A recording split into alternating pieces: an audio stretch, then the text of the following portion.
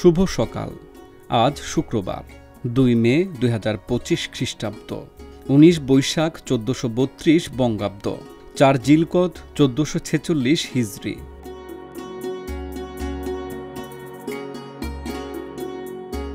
(1921) সালের আজকের এই দিনে কলকাতায় জন্মগ্রহণ করেন কিংবদন্তি বাঙালি চলচ্চিত্রকার সত্যজিৎ রায়।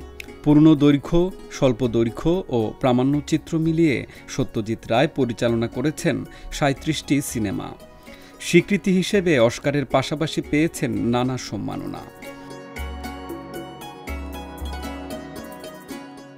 সত্যজিৎ রায় একাধারে ছিলেন চলচ্চিত্র নির্মাতা, চিত্রনাট্যকার, শিল্প নির্দেশক, সঙ্গীত পরিচালক, সম্পাদক ও লেখক।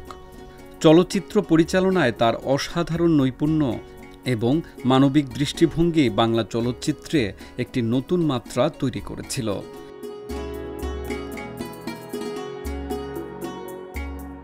তার বাবা অন্যতম সেরা শিশু সাহিত্যিক সুকুমার রায় এবং ঠাকুরদা উপেন্দ্র কিশোর রায়চৌধুরী ছিলেন সুপরিচিত লেখক ও চিত্রকর। কলকাতায় জন্ম হলেও সত্যজিৎ রায়ের পৈতৃক নিবাস বাংলাদেশের কিশোরগঞ্জের কাটিয়াদি উপজেলার মসুয়া গ্রামে। সত্যজিৎ রায়ের ডাকনাম ছিল মানিক।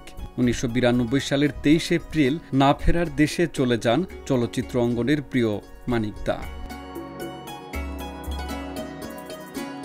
1972 সালে কলম্বিয়া ও ভেনিজুয়েলা যৌথভাবে বাংলাদেশকে স্বীকৃতি দেয়। একই বছর কোস্টারিকাও স্বাধীন ও সার্বভৌম রাষ্ট্র হিসেবে বাংলাদেশকে স্বীকৃতি দেয়। এই স্বীকৃতির মাধ্যমে ল্যাটিন আমেরিকার এই 3টি দেশ বাংলাদেশের সঙ্গে কূটনৈতিক সম্পর্ক স্থাপন করে।